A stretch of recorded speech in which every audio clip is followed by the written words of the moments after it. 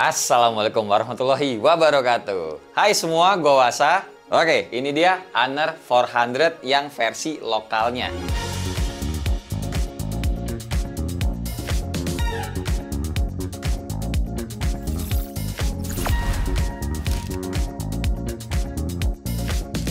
Ya, kemarin di video sebelumnya yang unboxing dan impresi pertama gua bilang tuh akan bikin video reviewnya kalau udah ada yang lokalnya ini. Nah, kebetulan kemarin juga gua ada family trip. Gua bawa nih handphone jalan-jalan buat sekalian nyari contoh foto sama videonya. Ciri-ciri handphonenya ini kalau yang lokal, nih kalau teman-teman ngeh ya, ini tuh di bagian backdoornya kalau yang lokal ini cuma ada logo Honor aja. Sedangkan kalau yang global itu masih ada tulis-tulisan logo seperti ini.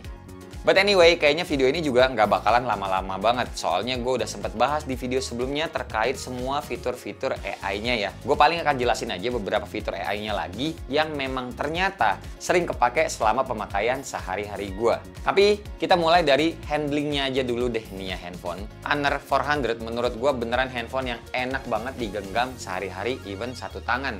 Kayak yang gue bilang sebelumnya, kalau pas pertama kali megang ini handphone, terus mata kita merem, ini feels-nya mirip banget kayak kita lagi megang iPhone, tapi lebih enteng.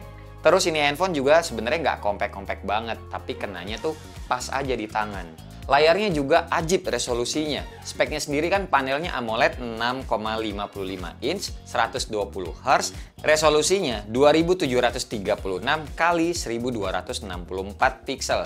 Yang kalau mau dibikin gampang ini tuh udah setara 2,7K. Alias jauh di atas rata-rata Full HD Plus yang biasanya kita temuin di handphone mid-range sekelasnya. Jadi secara detail, tajamnya ini layar udah enak banget buat kita scrolling, buat nonton, atau bahkan di bawah terik sinar matahari ini juga masih aman parah. Kalau teman-teman suka nonton video yang resolusi tinggi atau mata teman-teman tuh ada sensitif sama layar yang agak-agak burem, nah layar di Honor 400 ini juga udah bisa ngasih pengalaman yang jauh lebih bersih dan juga lebih detail. Buat nonton Netflix di sini juga udah aktif HDR-nya. Nih teman-teman bisa lihat by spec DRM Info aja ini tuh security levelnya udah L1 atau L1.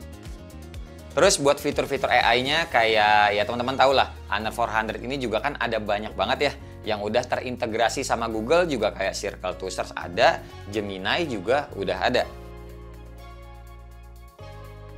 Nah, di liburan kemarin yang suka kepake banget sama gue jelas di bagian edit-edit fotonya.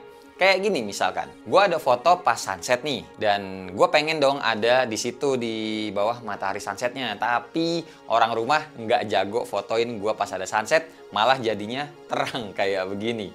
Dan yaudah, pertama-tama gue edit dulu nih foto yang suasana sunsetnya ini dengan AI edit dan lanjut klik yang AI eraser. Terus pilih yang eraser passerby buat ngilangin orang-orangnya. Habis itu gue save dulu, jadinya jernih nih, nggak ada orang-orang, sunsetnya doang. Terus gue ambil foto gue yang ini dan gue pilih AI edit lagi dan gue pilih AI cutout. Ini bule di samping gue juga kena sih kepilih sama AI-nya, tapi tenang aja, bisa kita tap dan delete dan dirapihin bekasannya sama AI-nya kayak gini. Terus lanjut gue pilih yang modify background dan gue pilih foto sunset yang tadi udah gue edit. Dan ya udah deh, jadinya begini. Lumayan lah, walau ya emang masih kelihatan banget editannya ya. Haters sih bilang ini editan. Terus contoh lainnya juga ini ada anak gua mencoba untuk selfie sendiri dan pengen gua rapiin fotonya. Soalnya agak-agak blur juga nih, kelihatan ya hasil foto dari matanya ini. Pertama kayak biasa nih, gua pilih AI edit dulu, terus AI eraser dan erase passerby biar orang-orang di sekitarnya hilang dulu. Habis itu gua pilih yang AI upscale, tuh kelihatan ya di bagian matanya yang tadi agak blur, sekarang jadi lebih clear. Habis itu rasionya gue ubah ke 1:1. Soalnya kalau gue ngelihatnya nih bagian atasnya terlalu banyak dan bocor sih menurut gue. Gue pilih yang AI outpainting dan jadinya begini. Lebih asik kan rasionya buat posting di Instagram feed. Terus tentu aja gue juga nggak lupa ada fitur image to video yang jadi andalannya Honor 400 ini. Jadi gue pakai soalnya kan ya baru eksklusif juga di Honor 400 ini. Lumayan lah foto-foto bisa jadi bergerak-gerak layaknya di film-film Harry Potter. Bekerja sama Google VEO 2.0 yang mana belum tahu sih sebenarnya sampai kapan batas waktunya. Gua nggak mau ambil pusing. Yang penting sementara ini kita ya manfaatin aja fiturnya dulu, dan maksimalnya bisa generate dalam sehari itu maksimal sampai 10 foto yang menjadi video. Yang berarti bisa 300 foto lah dalam sebulan yang bisa kita generate menjadi sebuah video pendek berdurasi 5 detik. Tapi teman-teman percaya deh, fitur-fitur ini kan dari Google. Nantinya juga bakalan berbayar. Nggak cuma di Honor aja, tapi Android lain juga bakalan kena term and condition yang sama. Makanya tadi ya gue bilang nggak usah dipikirin banget lah berapa lama jangka waktu mereka kerjasama atau free-nya. Ya kenanya ya enjoy aja, pakai aja dulu fitur yang ada ini. Lanjut lagi soal performanya. Dengan chipsetnya Snapdragon 7 Gen 3 ini, terus juga dengan kapasitas RAM-nya 12 GB, serta storage-nya ini tuh 512 GB, setengah tera ya. Gue ngetes benchmark Antutu, kayak biasa dapat skornya 859 ribuan. Geekbench 6 dapat skor 1100-an buat yang single core-nya, dan 3100-an buat yang multi core-nya. PC Mark 10 dapat 13 ribuan skornya. 3D Mark Test tingkat stabilnya 97,1%, masih bagus banget buat pemakaian harian. Storage-nya juga gue tes dan dapat skornya segini, termasuk kenceng dan juga udah UFS 3.0 atau 3 sekian-sekian. Udah oke banget pokoknya buat pemakaian sehari-hari, main MLBB sampai ke Wuthering Waves juga aman. Buat gue sih ngikutin standar grafik defaultnya. Apalagi kalau ngomongin soal baterai, ini handphone termasuk awet, 6000 mAh, bisa dapat nyala handphonenya sampai 15 jaman. Dan durasi ngecasnya pakai charger bawaan yang 66 watt ini nggak nyampe sejam ngecas, dari 3% sampai 100% full. Padahal ini handphone juga gue suka mainin dan jadiin map sama bini pada saat kita road trip kemarin. Oh ya, terlebih Honor 400 ini juga ada fitur yang namanya motion sickness yang bakalan munculin dot-dot atau titik-titik kayak begini. Dan dengan bantuan OIS-nya, titik-titik ini tuh akan bergerak sesuai gerakan atau guncangan saat di dalam kendaraan. Fungsinya ini buat ngebantu biar tidak pusing saat orang melihat handphonenya selama perjalanan kendaraan tersebut. Nah, buat kameranya sendiri, ini beneran bisa diandelin menurut gua. Honor 400 ini juga kan emang ya jualan utamanya adalah kameranya. Gimana enggak? Lensa utamanya aja 200 megapiksel, lensa ultrawide-nya 12 megapiksel, dan lensa depannya atau lensa selfie-nya itu 50 megapiksel. Yes, tidak ada lensa periskop ataupun telefotonya. Tapi ini termasuk setup lensa yang menurut gue tuh udah bener. Toh buat zoom-zooman itu sebenarnya juga bisa pakai digital sampai 30 kali. Dan nantinya akan muncul tombol AI di sini buat ngebantu hasilnya jadi lebih bagus, nggak terlalu kayak cat air gitu. Cuma ya tetap aja sih zoom digital lah kayak gimana gitu ya. Nih perbedaannya kalau AI-nya on dan AI-nya off untuk zoom-zoomnya. Buat lensa selfie-nya juga gue nggak mau komen banyak. Intinya kalau mantan pacar gue dan temennya ini approve, aman dah, udah sebuah smartphone. Jadi maksudnya tuh gini aja simpelnya gitu loh guys, karena kan buat pemakai sehari-hari ya. Kalau cewek-cewek udah demen sama hasil selfie-nya ini handphone, udah gue nggak mau ribet jelasin lagi. Kan intinya ya gue tuh kalau nge-review emang dari dulu melihat bagaimana pemakaian sebuah smartphone di kehidupan sehari-hari. Ton warnanya yang dihasilkan, intinya itu banyak yang suka sama selfie-nya Honor 400 ini.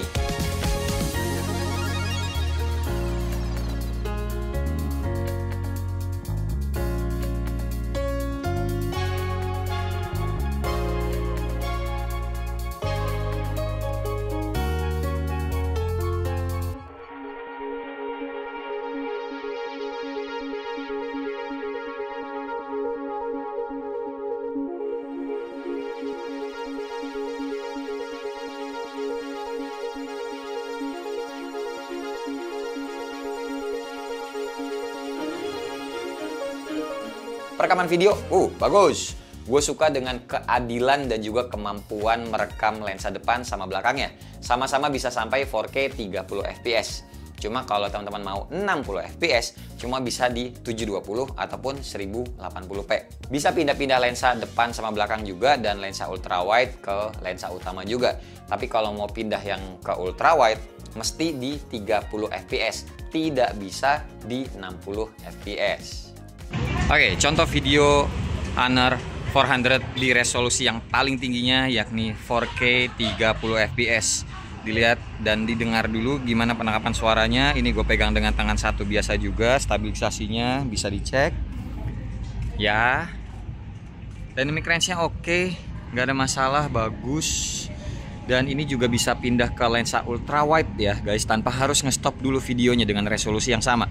Dilihat dulu tangan gue segini di lensa satunya. Kalau kita ultra wide, nah jadi sejauh ini. Dan ini kelihatan sih ada perbedaan warna ya sedikit antara lensa satu, lensa utama dengan ultra wide. Perhatikan warna hijau di daun pohon tersebut. Nah tuh berubah, beda ya. Yang lensa satu saturasinya kelihatan lebih naik, sedangkan kalau yang lensa ultra wide dia kayak kurang saturasinya.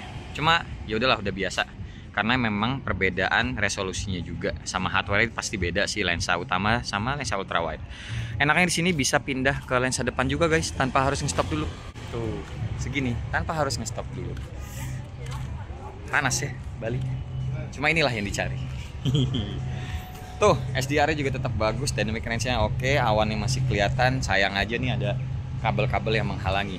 By the way, ini lensa depannya juga resolusinya sama, 4K 30 fps. Kita balik lagi ke lensa belakangnya ya, tanpa harus nge-stop dulu. Dan oh iya, mari kita tes itunya, apa namanya, autofokusnya. Kita cek. Mana tadi? Oh ini dia. Nih, ada bunga bagus. Oke, bagus, nggak terlalu patah-patah, masih lebih smooth perpindahan fokusnya. Nah, gimana penangkapan suaranya, juga bagus atau tidak? Coba teman-teman tulis di kolom komentar, kita pindah ke resolusi yang lainnya juga ya. Oke, sekarang di 60 fps nya. Wah, dari live previewnya aja kelihatan kalau ini lebih smooth ya. Nah, kita cobain autofokusnya dulu.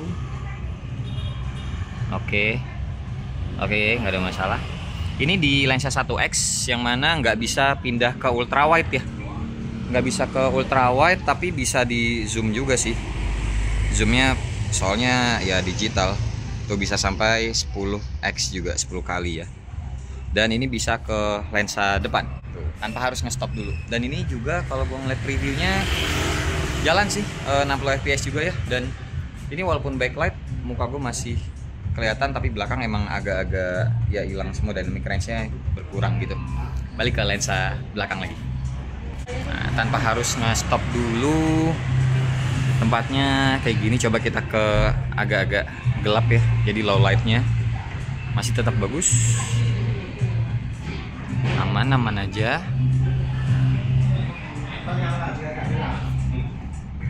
Oke. Ada kepala di sini, kelapa. Oke, bagus autofokusnya, lampu. Oke, nggak ada masalah. Gimana penangkapan mic-nya? Baik yang 4K tadi ataupun yang 1080p 60 fps ini. Coba kalian komentar biar kita bisa diskusi bareng. Buat yang contoh video selfie-nya nggak usah ya, soalnya kan tadi sama-sama aja kita udah coba bolak-balik lensanya. Oke, lanjut. Kabutnya udah pada turun, jadi nggak kelihatan apa-apa. Ini anak-anak lagi pada mau nyalain api unggun. Kenapa, Meng?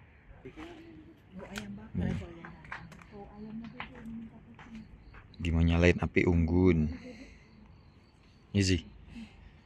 Mau bakar apa? Marshmallow. Tuh. Bocah. Dingin banget ya. Nah, kalau yang ini lensa depannya ya. Dan apa namanya? Kondisinya malam hari. Gitu. Jadi kita tuh lagi glampingan kayak begini. Dom gitu rumahnya, penginapannya maksudnya. Dan ini lensa depannya tuh walaupun agak gelap, dia jadi ada frame gitu biar muka kita tetap terang. Dan ini ya teman-teman bisa lihat sendiri hasilnya. Dicoba nyalain api unggunnya. Udara bersih tuh beda ya. Itu ngeliat di atas awan, nggak kelihatan. Soalnya ada bintang banyak kelihatan. Udaranya bersih soalnya kalau di Bali sini. Kita lagi di Kintamani. Dingin banget di sini tuh, kelihatan dari kacanya kan. Tuh, masih jelas kameranya, mantap. Masih berkabut banget, jadi belum begitu kelihatan. Matahari di ujung sana menyinari pagi kita yang dingin ini. Wah, masih kosong, tak ada orang.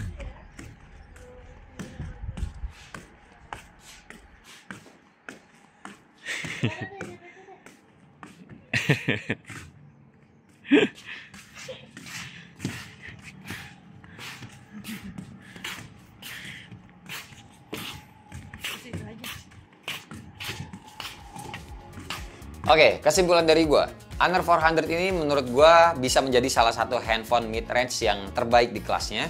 Desain sama handlingnya tuh nyaman banget, feels-nya mirip kayak iPhone tapi lebih ringan.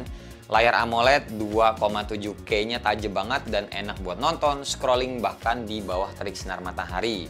Performanya udah oke juga, baterainya 6000 mAh bikin kuat seharian. Terus ya paling kalau dari gue pribadi yang agak ngeganjel itu buat harganya sih. Yang resminya ini kan sebenarnya 7 juta kurang 1000 dengan benefit yang hampir 4 juta. Sebenarnya worth it aja.